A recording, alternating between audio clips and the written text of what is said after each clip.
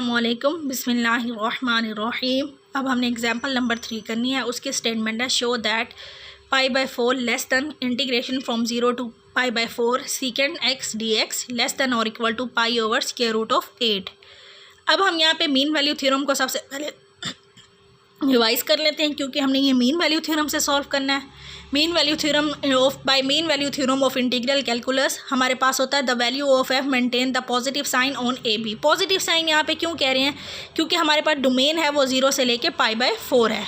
हमारे पास 0 से लेके π/4 है, तो 0 से लेके π/4 पर सारी वैल्यू पॉजिटिव आ रही हैं, तो उस पर सीकेंड पॉजिटिव ही होगा, क्योंकि ये फर्स्ट क्वाड्रेंट है। फर्स्ट क्वाड्रेंट में सारे जो हमारे पास ट्रिग्नोमेट्रिक फंक्शन होते हैं पॉजिटिव होते हैं। तो यहाँ पे हम जो भी एफ ऑफ एक्स को चूज़ करेंगे तो वो हमारे पास पॉजिटिव रहना चाहिए इस इंटरवल में या इस डोमेन में। तो हमारे पास एफ मेंटेन करना चाहिए positive sign on close interval A B पे। एफ जी इंटीग्रेबल होना चाहिए on close interval A B पे, यानी इन दो फंक्शन हम बनाएंगे एफ ऑफ एक्स और जी ऑफ एक्स, इन दोनों का प्रोडक्ट भी इंटीग्रेबल होना चाहिए। और एफ खाली भी इंटीग्रेबल होना चाहिए on close interval A B पे, और जी जो होना चाहिए वो बाउंडेड होना चाहिए, यानी कि वो अपनी ग्रेटेस्ट लोअर बाउंड और लीस्ट अपर बाउंड यानी दोनों एक्सट्रीम वैल्यूज़ को अज्यूम करे for all X belong to A B. Then अगर ये चारों कंडीशन सेटिस्फाई कर जाएंगे ये फंक्शंस एफ ऑफ एक्स और जी ऑफ एक्स, तो हमारे पास ये इनइक्वालिटी सेटिस्फाई करती है।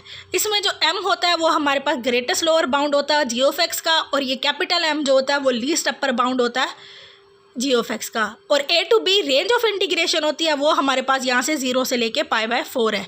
तो यहाँ पे क्या होता है M integration from A to B F of X D X less than integration from A to B F of X G of X D X less than M capital M integration from A to B F of X D X. यहाँ पे हम जब कहते हैं कि F G integrable है, इसका मतलब है उसका डेफिनेट इंटीग्रल एग्जिस्ट करेगा। लोअर बाउंड जो होता है लोअर इंटीग्रल उसका इक्वल होगा अपर इंटीग्रल के, उसको हम कहते हैं इंटीग्रेबल। तो अब यहाँ पे उनका डेफिनेट इंटीग्रल जो है वो एग्जिस्ट करेगा, ये हमारे पास गिवन है। अब हमने प्रूफ क्या करना है, ये जो इन दोनों का डेफिनेट इंटीग्रल है एफ ऑफ एक्स और जी ऑफ एक्स का, वो ये वाली कंडीशंस को सेटिस्फाई कर रहा है। तो अब यहाँ पे हम पहले देख लेते हैं कि हमने एफ ऑफ एक्स और जी ऑफ एक्स किसको रखना है। अब यहाँ पे दो फंक्शन है, एक तो 1 है और दूसरा सीकेंड एक्स है, क्योंकि हम और तरह से नहीं निकाल सकते। अब अगर मैं यहाँ पे इसको अगर रख देती हूँ एफ ऑफ एक्स को रख देती सीकेंड एक्स और जी ऑफ एक्स को 1 रख देती, तो 1 के हम ग्रेटेस्ट लोअर बाउंड और ग्रेटेस्ट लोअर बाउंड और लीस्ट अपर बाउंड नहीं फाइंड कर सकते थे इस इंटरवल में या इस डोमेन में। तो हमने ऐसे फंक्शन को एफ ऑफ एक्स रखा है जो इस डोमेन में पॉजिटिव रहे, और जी ऑफ एक्स ऐसे फंक्शन को हमने रखना है जिसके हम ग्रेटेस्ट लोअर बाउंड और लीस्ट अपर बाउंड फाइंड कर सकें। तो हमने एफ ऑफ एक्स 1 को रखा है, जी ऑफ एक्स सीकेंड एक्स को रखा है। ए से बी जो हमारे पास डोमेन है वो 0 से लेके π/4 है, तो ए की वैल्यू यहाँ पे 0 हो गई, बी की वैल्यू हमारे पास π/4 हो गई। अब हमने जी ऑफ एक्स जो है वो हमारे पास उसके हमने ग्रेटेस्ट लोअर बाउंड और लीस्ट अपर बाउंड फाइंड करना है, यानी उसकी एक्सट्रीम वैल्यूज फाइंड करनी है। तो यहाँ पे एम अगर हम पहले पुट करके देखते हैं, हमारे पास पॉइंट्स तो दो ही है ना, 0 से लेके π/4। पहले हम 0 पे चेक करते हैं फंक्शन की वैल्यू क्या आ रही है, वो 1 आ रही है, सीकेंड 0 1 होता है, और π/4 पे हमारे पास फंक्शन की वैल्यू आ रही है √2। तो √2 हमें पता है वो 1 से बड़ा होता है, उसकी वैल्यू 1 से कुछ बड़ी होती है। तो हम यहाँ पे इसमें इन दोनों में से जो मिनिमम वैल्यू है वो 1 आ रही है, ग्रेटेस्ट वैल्यू जो है वो √2 आ रही है। तो हम स्मॉल m कह देंगे minimum value of G of X on close interval 0 to π/4, और √2 कह देंगे maximum value of G of X on close interval 0 to π/4। अब हमारे पास जो है जी ऑफ एक्स बाउंडेड भी है, और ये जो फंक्शन है वो इंटीग्रेबल भी है, क्योंकि हम सीकेंड एक्स की इंटीग्रेशन लेके 0 से लेके π/4 रेंज पे आंसर निकाल सकते हैं। और एफ भी इंटीग्रेबल है, जी भी हमारे पास एफ भी इंटीग्रेबल है, और जी ऑफ एक्स जो है वो इस डोमेन में हमारे पास बाउंडेड भी है। तो सारी कंडीशन सेटिस्फाई कर रहे हैं एफ और जी। तो हमारे पास जो अगर ये सारी कंडीशन सेटिस्फाई कर रहे हैं तो इसका मतलब है हम इस इनइक्वालिटी को सेटिस्फाई करवा सकते हैं।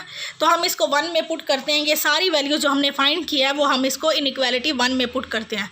इनइक्वालिटी 1 में हम कैसे पुट करेंगे, स्मॉल m की वैल्यू हमने निकाली है 1, कैपिटल M की वैल्यू हमने निकाली है √2, ए टू बी जो हमारे पास रेंज है वो 0 से लेके π/4 है, एफ ऑफ एक्स हमने 1 रखा हुआ है, जी ऑफ एक्स हमने सीकेंड एक्स रखा हुआ है।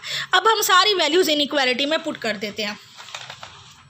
तो हमारे पास जो इनइक्वालिटी है वो क्या बन जाएगी, हमारे पास स्मॉल m की वैल्यू 1, 0 to π/4 रेंज आ गई, 1 हमने एफ ऑफ एक्स को रखा हुआ है, dx हो जाएगा, लेस देन फिर 0 to π/4 secant x dx, यहाँ पे एफ ऑफ एक्स भी आ गया, जी ऑफ एक्स भी आ गया, लेस देन अब ये कैपिटल M की वैल्यू है, फिर 0 to π/4 1 dx। अब 1 की इंटीग्रेशन हमारे पास x आएगी, रेंज ऑफ इंटीग्रेशन 0 to π/4 है, इसकी भी हमने नहीं लेनी क्योंकि हमारे पास जो क्वेश्चन है, हालांकि हम इसको भी इंटीग्रेट करके इसका आंसर निकाल सकते हैं, लेकिन जो हमने प्रूफ करना है उस क्वेश्चन में हमारे पास सीकेंड एक्स ही है और रेंज भी हमारे पास यही है, तो इसलिए हम इसको नहीं छेड़ेंगे, हम इसको वैसे ही रहने देंगे। और ये भी हमारे पास स्क्वायर रूट ऑफ 2 वैसे रहेगा, 1 की इंटीग्रेशन एक्स आ जाएगी, उस पर रेंज जो है वो 0 to π/4 पुट करनी है।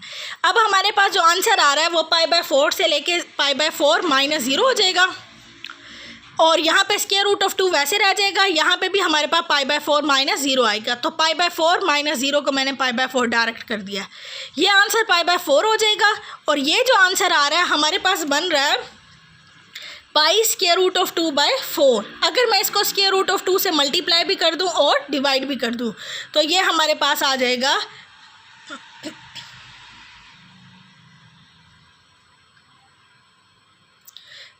ये हमारे पास आ रहा है 2 से, ये 2 आ जाएगा इसका आंसर, तो ये 2 से हमारे पास ये कैंसिल हो जाएगा, तो ये हमारे पास आ रहा है।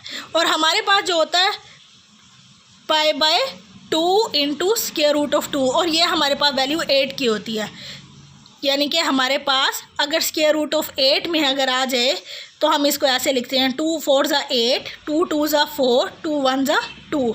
तो हम अगर स्क्वायर रूट में अगर वही वैल्यू लिख दें 2 का स्क्वायर और 2 आ जाएगा, तो हम इसको जब बाहर निकालेंगे तो वो स्क्वायर रूट ऑफ 8 आ जाएगा। तो यानी हमारे पास जो ये वाली वैल्यू है, यानी इस सारे का आंसर हमारे पास क्या आएगा, π/√8।